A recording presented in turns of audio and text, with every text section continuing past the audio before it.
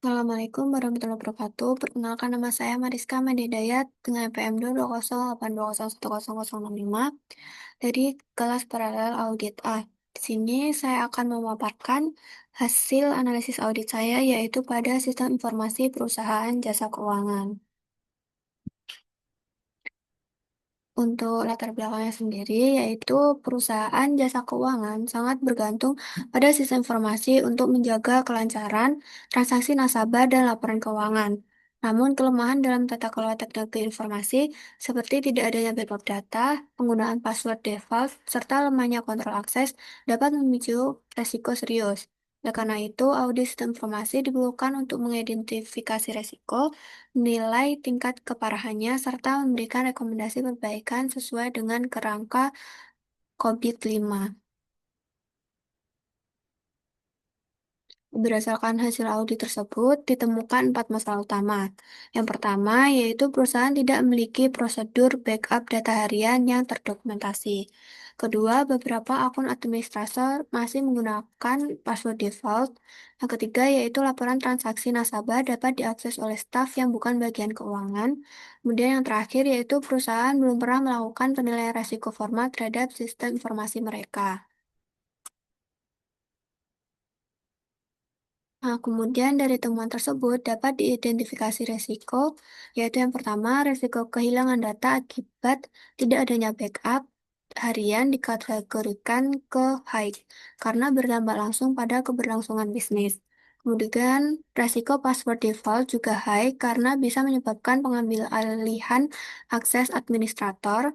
Kemudian, resiko akses laporan oleh staf yang tidak berwenang masuk kategori medium, tapi dapat meningkat bila tidak segera diatasi.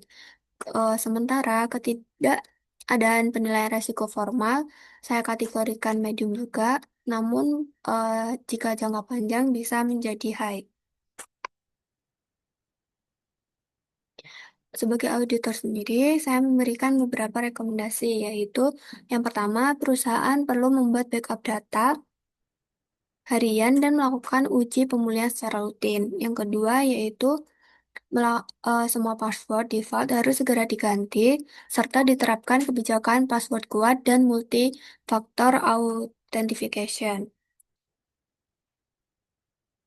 Yang ketiga, yaitu akses laporan transaksi harus dibatasi menggunakan metode role-based access control, sehingga hanya bagian yang berwenang yang bisa melihat. Kemudian yang terakhir, yaitu perusahaan wajib melakukan risk assessment formal agar risiko bisa diidentifikasi, dinilai, dan dikelola dengan baik. Kemudian, metode penilaian yang paling sesuai digunakan dalam audit ini adalah metode hybrid, yaitu metode ini menggabungkan pendekatan kualitatif dan kuantitatif. Untuk pendekatan kualitatif sendiri digunakan untuk mengklasifikasikan risiko secara cepat ke dalam kategori high, medium, dan juga low, berdasarkan kemungkinan terjadinya dan dampak yang ditimbulkan. Sementara pendekatan kuantitatif yaitu digunakan untuk memperkirakan kerugian atau dampak finansial yang mungkin dialami perusahaan apabila resiko benar-benar terjadi.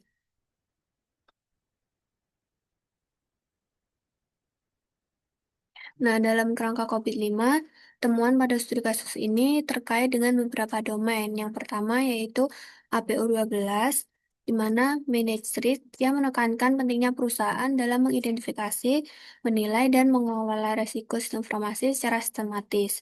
Yang kedua yaitu DSS 05, yaitu Managed Security Service, yang berhubungan langsung dengan perlindungan aset informasi termasuk backup data dan pengendalian akses. Kemudian yang ketiga yaitu EDM 02, yaitu Ensure Benefit Delivery, yang memastikan bahwa tata kelola teknologi informasi benar-benar mendukung pencapaian tujuan bisnis dan memberikan nilai tambah bagi perusahaan. Yang terakhir yaitu ada MEA, yaitu Monitor, Evaluate, dan Assess, yang menekankan pentingnya pemantauan berkelanjutan, evaluasi efektivitas kontrol, serta penilaian kepatuhan terhadap kebijakan dan standar.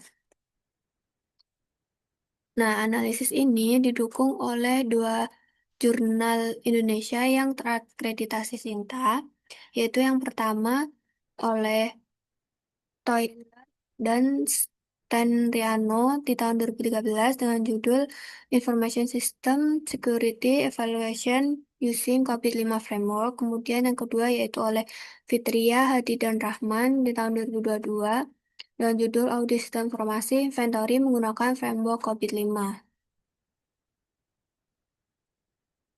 Mungkin sekian pemaparan analisis dari saya. Wassalamualaikum warahmatullahi wabarakatuh.